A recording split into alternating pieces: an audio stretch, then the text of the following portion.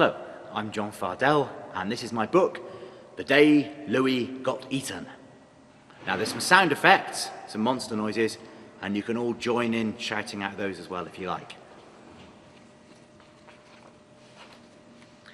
Louis and his big sister Sarah were out in the woods one day when, unfortunately, Louis was eaten up by a gulper.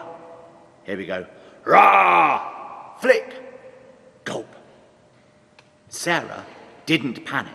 She knew that gulpers usually swallow their food down whole, and that if she was quick, there might be a way to get Louis back out. Stopping only to collect something she thought she might need, she set off after the gulper in hot pursuit. She had almost caught up with it when, unfortunately, the gulper was eaten up by a grabula. Grab.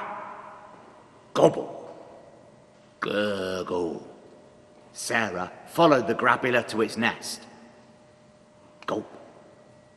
She had almost caught up with it when, unfortunately, it was eaten up by an undersnatch. Snatch. Sarah chased after the undersnatch and had almost caught up with it when, unfortunately, it was eaten up by a spiny-backed guzzler. Splosh. Flip. Guzzle. Sarah had almost caught up with the spiny-backed guzzler when, unfortunately, it was eaten up by a saber-toothed yumper. Yomp!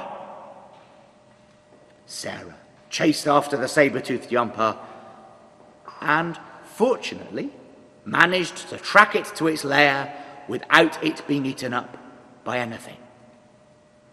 She waited until it was asleep, then crept up to its open mouth.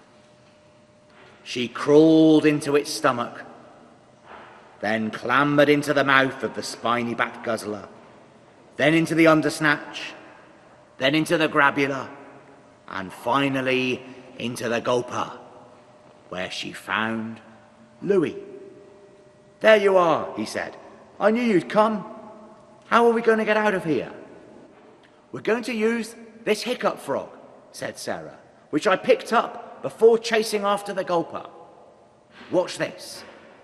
The hiccup frog boinged all around the gulper's stomach, which made the gulper start to wriggle. This made the grabula wriggle, which set off the undersnatch, and then the spiny-backed guzzler, and then the saber-toothed yumper, until, in one great chain of hiccups and burps, hic, burp, hic, hic, burp, Louis and Sarah and the hiccup frog were free. Unfortunately, all the creatures were now extremely hungry. They gathered around Sarah, licking their lips. "Get away from my sister!" shouted Louis, "or I'll eat you up!" The creatures fled. "Thanks, Louis," said Sarah. "Come on, it's time to go home."